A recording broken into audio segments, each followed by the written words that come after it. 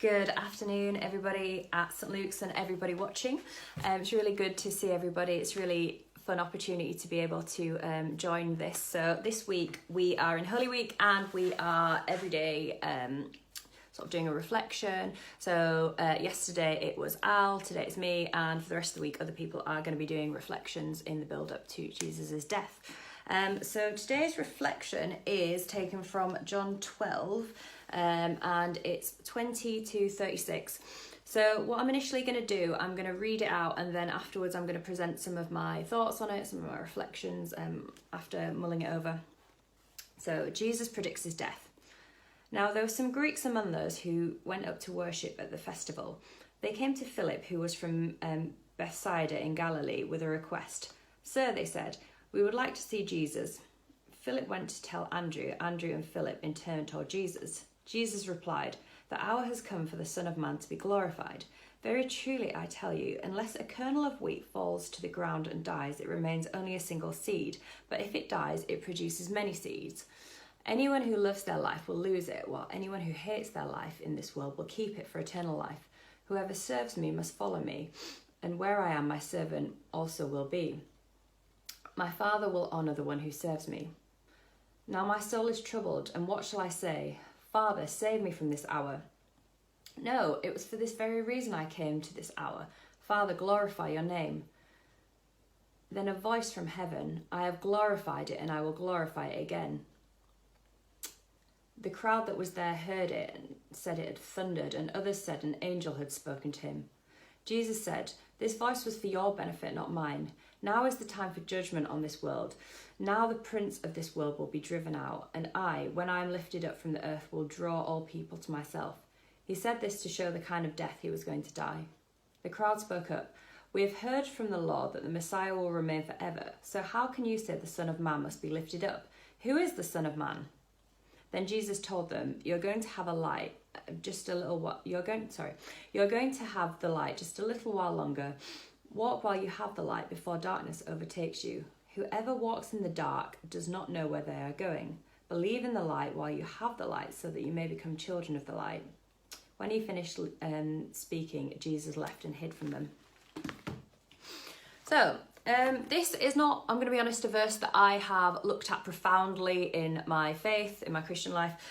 So I was having a little mull over it, read it a few times, and also looked online for a little bit of analysis to sort of get my thoughts together on it as well.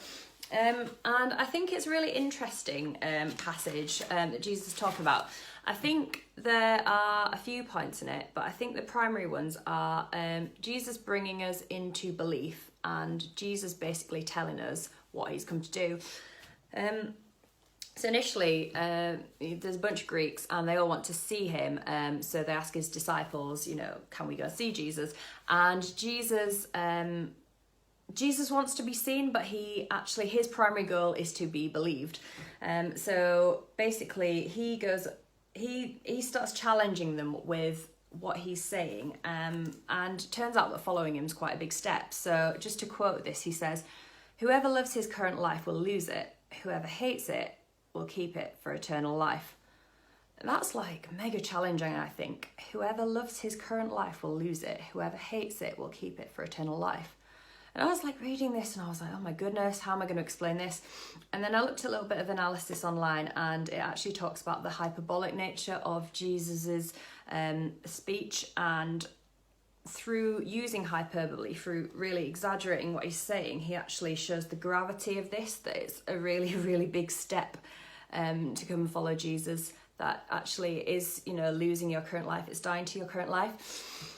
And in that as well, he looks at an example of kernels. So he says that if a kernel of wheat falls to the ground, but it doesn't die, it just stays the same. Whereas if it dies, it becomes more, it multiplies. And he's talking about if we die, actually we become abundant, we get eternity, we get eternal life with him. But that requires dying to our old selves.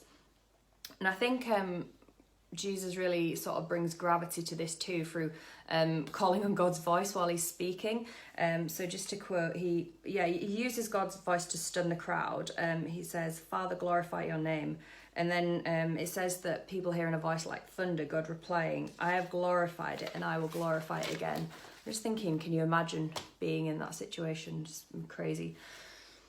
Yeah, and then another point in this is that Jesus explains judgment to us. So to quote again, he says, the prince of this world will be driven out. And so that means Satan. So within judgment, Satan will be, Satan will expire. There'll be an end to Satan. I will be lifted up. I'll draw all people to myself. And so again, he's explaining why he is here, why he's dying on the cross, because of judgment as well, which is judgment over all our lives.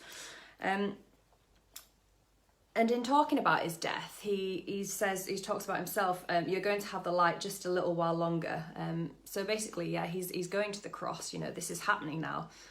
And he also says, whoever walks in the dark doesn't know where they're going. Believe in the light while you have the light so that you may become children of the light. And I was thinking about that, and I was thinking that that's actually really relevant to us today. It's not just to the Greeks he was speaking to and trying to bring into belief. A lot of us, we are walking in darkness. A lot of Christians are walking in darkness. And when we're in darkness, we are so confused. We can't see where we're going. It's such a simple but effective, analogy that, we're in the dark sometimes in our lives. And we really need God to come in and to guide us. And really that is the meaning of the cross and of Easter, that actually, we need the light. But in having the light, we change, we lose our old selves, but in gaining the light, we come to eternity with God. So I just thought, actually, initially, on reading this, I felt a little bit confused by it. And upon studying it, I felt like I really learned a lot from it. And I'd be really interested to hear other people's thoughts on it too. So if you ever want to have a discussion about it, feel free to message me. But yeah, so that was my little, my thoughts for today. And there will be someone at the same time tomorrow sharing another reflection in the build up to Holy Week. So thank you very much for listening. Amen.